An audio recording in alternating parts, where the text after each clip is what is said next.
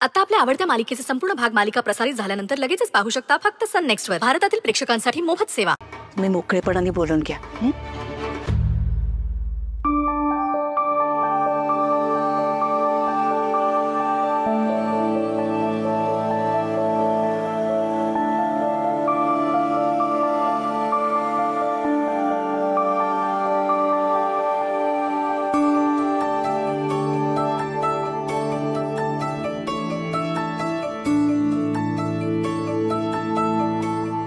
नजी, आता सगळं चांगलं होणार आहे. सगळी दुःख दूर जातील आणि उद्याचा येणारा दिवस हा आनंदाने भरलेला असेल.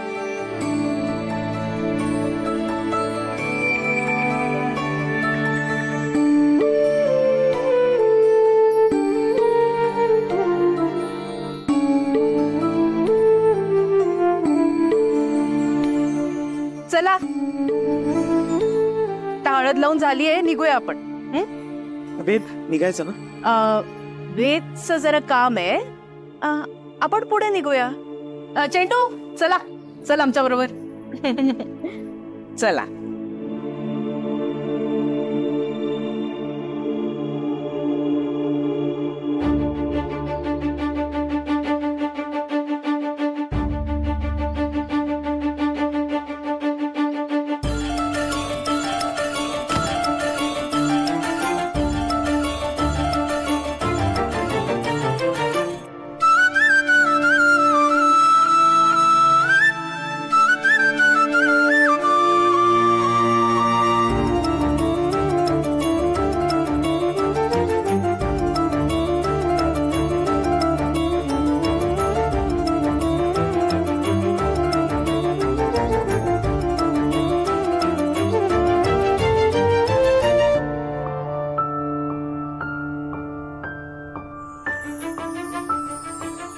खूप जास्त सुंदर दिसतीस. असं तुला पहिल्यांदा साडीत आणि असं नटलेलं बघतोय ना, म्हणजे मला असं म्हणायचंय की सुंदर दिसतेस.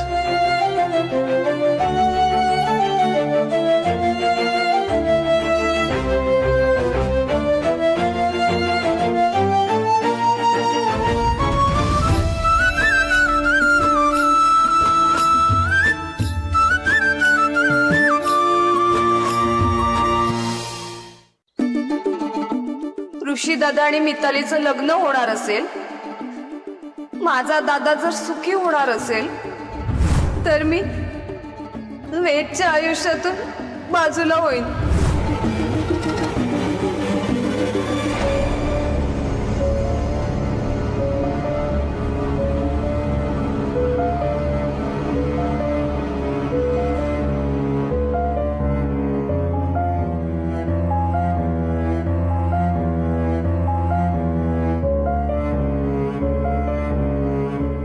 आपल्या लग्नाआधीच हळद लागली आपल्याला.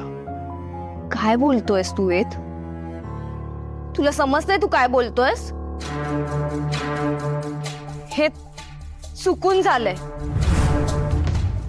आणि प्लीज तू आता इथून निघून जा. अगं, असं काय केलंय मी? ठीक आहे, चिल. हॉस्पिटलमध्ये मला वाटलं होतं पुन्हा एकदा मला भेटायला येशील. मला तुला भेटायचं होतच, पण तेवढ्या त्या ऋषीचं लग्नाचं कळलं म्हणून. पण तू हे सगळं मला का ऐकवतोयस?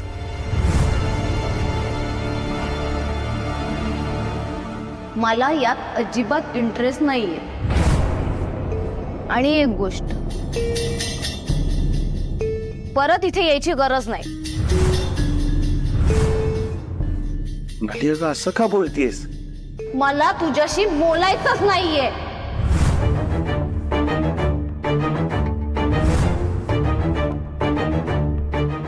नली, अगं इतकी का चिडली आहेस? माझं काही चुकलंय का? नली, ऋषी मितालीचं लग्न होतंय. आपल्या लग्नासाठी मार्ग मोकळे झालेत. आपल्याला जे हवं होतं ते घडतंय फायनली. तुला एकमेकावर इतकं प्रेम आहे. कसलं प्रेम?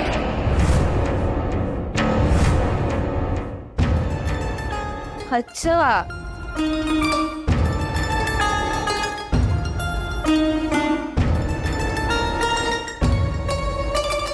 तू मला गुंडांपासून वाचवलंस.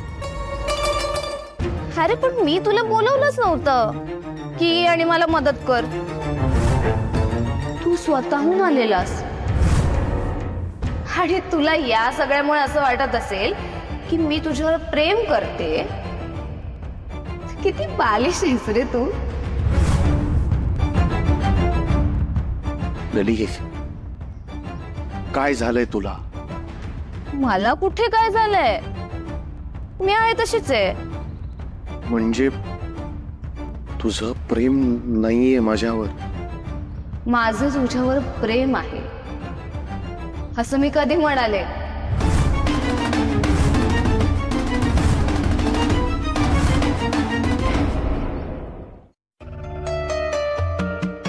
त्या दिवशी मी हॉस्पिटलमध्ये बेशुद्ध होतो, तेव्हा तू तुझ्या प्रेमाची कबुली दिली होतीस असं मला वाटतं.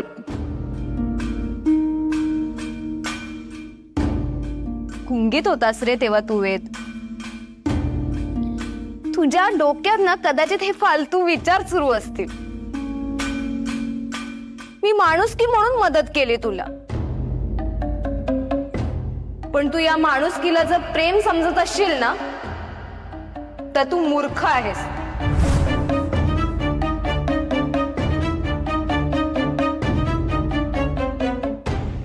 मला खरं तर खोतांना मदत करणंच पाप आहे. मागे रस्त्यात बेशुद्ध पडलेल्या सत्यवान काकांना मी मदत म्हणून घरी घेऊन आले, तर तुझ्या बाबांनी मलाच दोष दिले. आता त्या दिवशी तुला हॉस्पिटलमध्ये मदत म्हणून घेऊन गेले, पण तुझ्या बाबांनी माझ्या घरी येऊन आमच्यावर दगडफेक केली. आणि आता सुद्धा मी तिकडी आहे म्हणून तुझ्यावर हल्ला झाला असं ते म्हणतात. काय रे, तुला काय वाटतं? ऋषी दादाचं आणि मितालीचं लग्न लावून आमच्यावर उपकार करतायत काय ते? एक नंबरचे खोटारडे आहेत तुझे बाबा, स्वार्थी आहेत. त्यांना ना माज आलाय आणि नुसता मोठेपणा मिरवायचा.